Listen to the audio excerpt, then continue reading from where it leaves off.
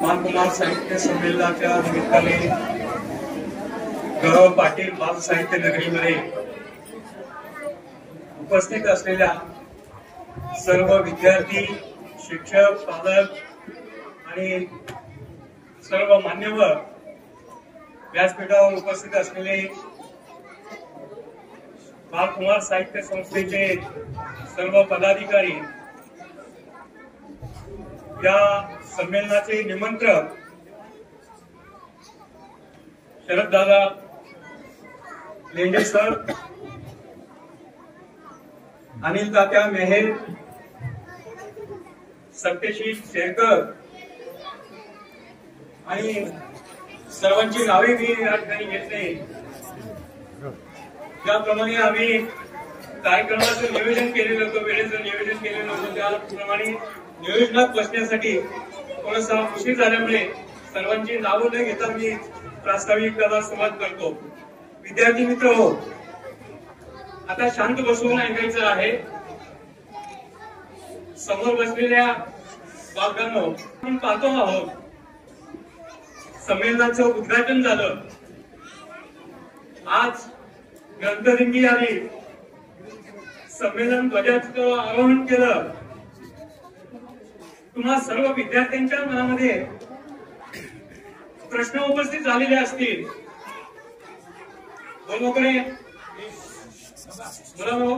इथली मुलं फार हुशार आहेत, शिस्तप्रिय आहेत, ताट बसून कार्यक्रम ऐकणारे आहेत, अशा प्रकारचं नावलौकिक ऐकून मी या ठिकाणी संमेलनाचं आयोजन केलेलं आहे। तर मित्रांनो, आपल्याला सगळे कार्यक्रम ऐकायचे आहेत, त्यासाठी शांत बसायचं आहे। हा कार्यक्रम कुणासाठी आहे, मुलांना इथं आणून कशासाठी बसवलेला आहे, ही ग्रंथदिंडी कशासाठी निघालेली आहे, हा ध्वज कशासाठी फडकावलेला आहे, असे असंख्य प्रश्न तुमच्या मनामध्ये निर्माण झालेले असते। त्या सगळ्या प्रश्नांची उत्तर तुम्हाला माहित व्हायला पाहिजे, ते शोधण्याचा तुम्ही प्रयत्न करत असाल तर बालमित्रांनो, हे बालकुमार संमेलन हे तुमच्यासाठी भरवलं जात आहे, बालकुमारांसाठी भरवलं जात आहे।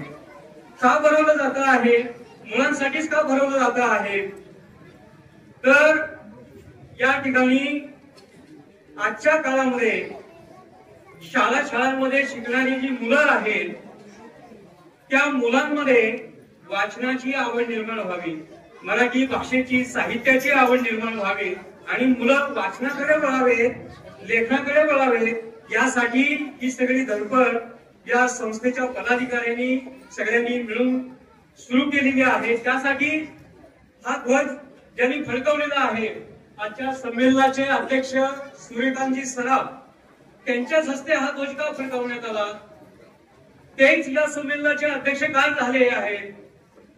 आणि आपण एरवी पाहतो की वारकरी संप्रदायाच्या दिंड्या जात असतात, ती वारकरी दिंडी असते, तसं इथं ग्रंथदिंडी का आणली गेलेली आहे, ग्रंथांचीच दिंडी का आणली आहे, हे आपल्याला, हे संमेलन बालकेंद्रीय संमेलन आहे, मुलांसाठी आहे।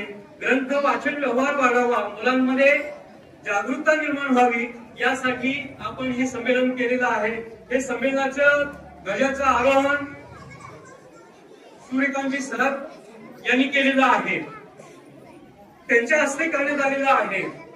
कारण बाल साहित्यामध्ये, नाट्य क्षेत्रामध्ये सूर्यकांत सराफ यांनी मुलांसाठी अनेक उत्तम नाटकं लिहिलेली आहेत, अनेक प्रकारची पुस्तकं लिहिलेली आहेत, नाटकं बसवलेली आहेत आणि तुमच्यासारख्या विद्यार्थ्यांना त्यांनी नाट्य क्षेत्रात, चित्रपट क्षेत्रामध्ये घडवलेलं आहे, पुढे आणलेलं आहे। या विद्यार्थ्यांमधूनच उद्याचे साहित्यिक, लेखक निर्माण व्हावेत आणि यासाठी ही सगळी धडपड आहे। या परिसरामध्ये असंख्य मोठे लेखक, कवी निर्माण झालेले आहेत। ग पाटील यांच्या देवा तुझे किती सुंदर आकाश हे गीत आपण काल ऐकलं, त्या ग पाटलांसारखे, शांता शेळकेंच्या सारखे, अनिल अवचटांच्या सारखे अनेक मान्यवर, शंकर वैद्य या ठिकाणी, या परिसरामध्ये जन्मून मोठे झालेले आहेत। या परिसराचा महिमा आहे, या ठिकाणी जन्मलेली माणसं मोठी होतात, मुलं मोठी होतात आणि जगभरात नावलौकिक कमवतात। त्यासाठी मुलांनो, तुम्हा सगळ्यांना या मोठ्यांसारखे, व्यासपीठावर बसलेल्या मोठ्या माणसांसारखे, लेखकांसारखे, कवींसारखे मोठं व्हायचं आहे, घडायचं आहे, यासाठी हे संमेलन आम्ही घडवलेलं आहे। तुम्ही सगळ्यांनी या ठिकाणी या मोठ्यांचं अनुकरण करून या ठिकाणी मोठं होण्यासाठी प्रयत्न करायचा आहे। बऱ्याच वेळेला असं होतं मुलांना मोठं करायचं असतं. मुलांना मोठं करण्यासाठी मोठ्यांना लहान व्हावं लागतं. बऱ्याच वेळेला मुलांना मोठं करण्याच्या नादामध्ये मोठे मोठेच राहतात, मुलं लहानच राहतात.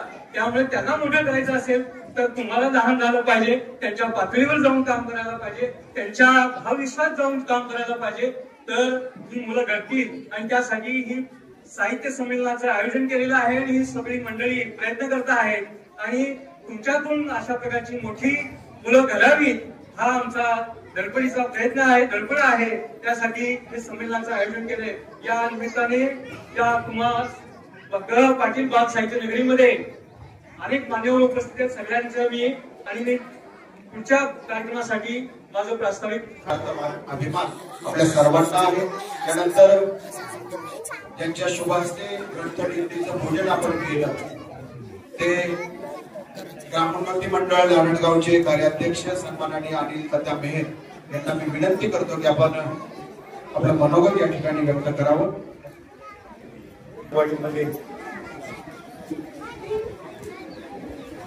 पाटील नगरामध्ये बाल कुमार साहित्य संमेलन या ठिकाणी आयोजित करण्यात आलेलं आहे. त्यामध्ये महाराष्ट्र राज्य साहित्य व संस्कृती मंडळ मुंबई यांचा सहभाग आहे. त्याचप्रमाणे शिवांजली साहित्यपीठ, शिवांजली ग्राम विकास प्रतिष्ठान, चाळपडी, पिंपळवंडी ही सहयोगी संस्था आजच्या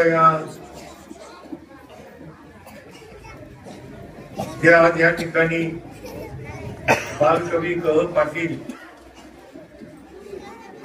यांचं नाव या नगरीला दिलेलं आहे. पिंपळवंडी आहे. त्यांचं प्राथमिक शिक्षण नारायणगाव मध्ये झालं. त्यांचे वडील शिक्षक व शिक्षण अधिकारी असल्यामुळे त्यामुळे त्यांचे शालेय शिक्षण सगळं त्या ठिकाणी पार पडलं आणि चांगल्या प्रकारचे साहित्याचे आणि शिक्षणाचे संस्कार त्यांच्यावरती आले. आणि आपल्या या जन्मभूमी जलमल्या व्यक्तीचं आजच्या या बालकुमार साहित्य संमेलनाला त्यांचं नाव देणं अतिशय उचित आहे. काळ जसा पुढं सरकत जातो तशी आपल्यातली माणसं आपल्या विसरून जातात. जर त्यांचं लेखन आणि त्यांच्याविषयी लिहिण्याचं काम जर कोणी केलं नाही, ही माणसं विसरत जातात. आणि आज आपण आपल्या मराठी भाषेला अभिजित भाषेचा दर्जा आता कशा सर्व लोकांच्या प्रयत्नातून विशेषतः हरिनौके असेल आणि त्यांच्या समवेत असलेल्या सर्व लोकांनी त्याच्यामध्ये खूप मोठं काम केलं. आणि आपल्या या बहुभाषी देशामध्ये मराठीला अभिजित भाषेचा दर्जा मिळाला. अभिजित भाषा म्हणजे काय, तिच्यामध्ये असणार साहित्य असेल, साहित्याच्या माध्यमातून कलेचा आविष्कार असेल, कलेच्या आविष्कारातून संमेलनामध्ये वेगवेगळ्या प्रकारची जी काही अभिरुची किंवा व्यक्त केलं जातं, त्या व्यक्त करण्यामागे निश्चित अशी साहित्याची भूमिका असते. मग अशी या ठिकाणी गोंधळाचा कार्यक्रम केला आणि गोंधळ हा आपला संस्कृतीचा जागर आहे. आपण देवीची भक्ती किंवा देवीविषयी उपासना करतो की आदिशक्ती जागृती करण्याचं काम गोंधळातून केलं जातं. आदिशक्ती कोण आहे?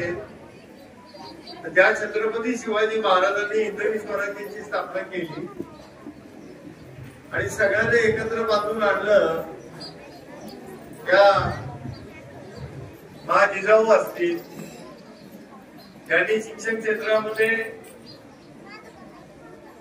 चांगल्या प्रकारचं काम करून पहिली मुलींची शाळा काढून मुलींना शिक्षणात आणलं आणि आज ते या ठिकाणी आपल्याला शिक्षण क्षेत्रामध्ये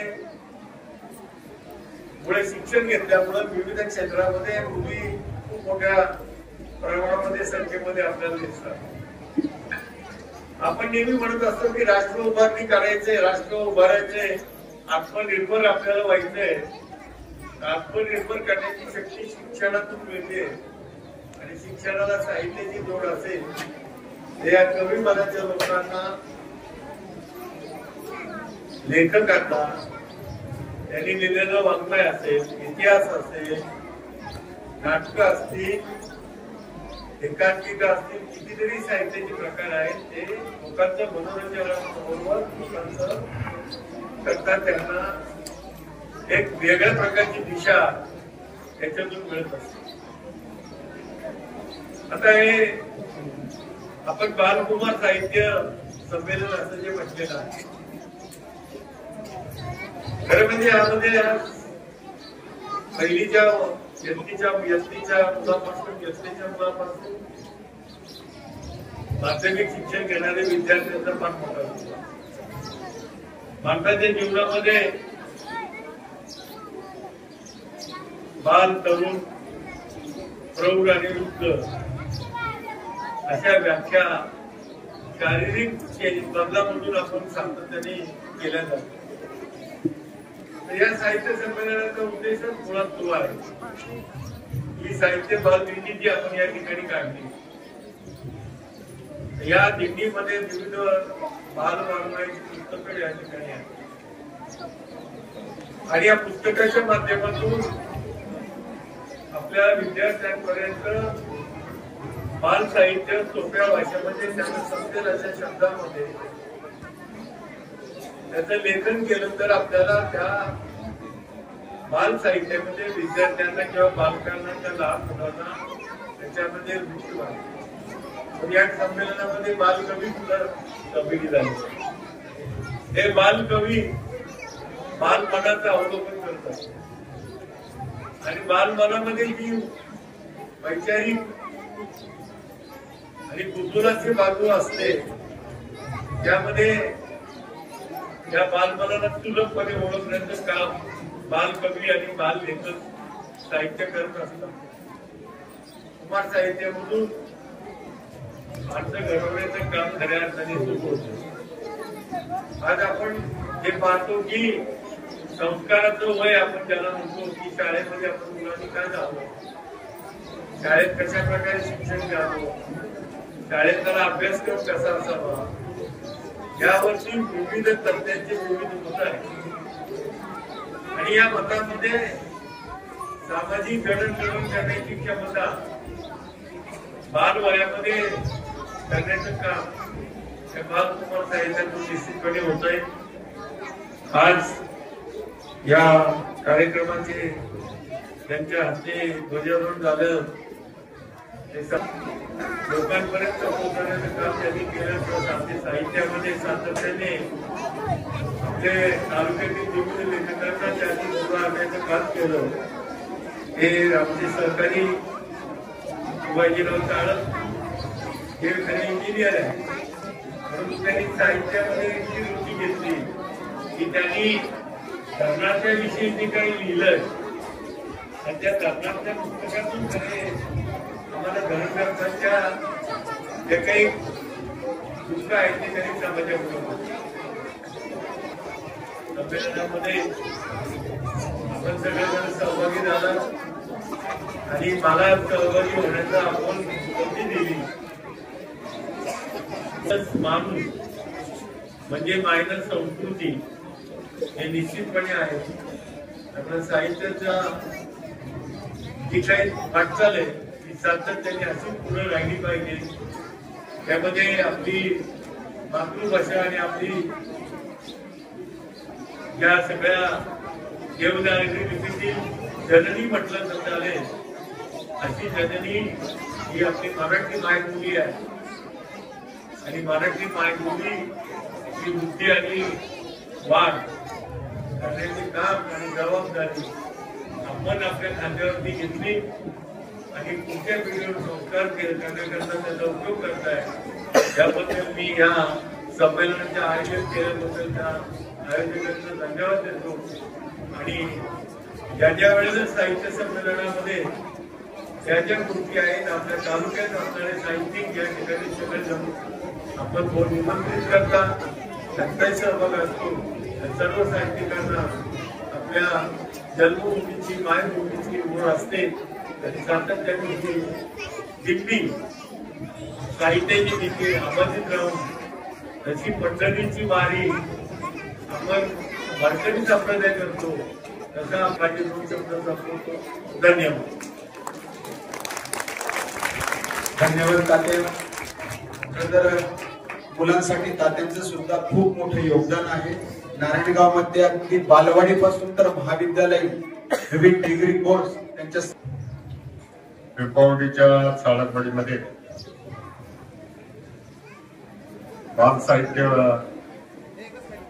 संमेलन ज्यांनी काल त्याची सूत्र आपल्या हातात घेतली ते साहित्य क्षेत्रामधील उत्तुंग व्यक्तिमत्व अध्यक्ष सूर्यकांतजी सराफ सर ज्यांनी या ग्रंथदिंडीला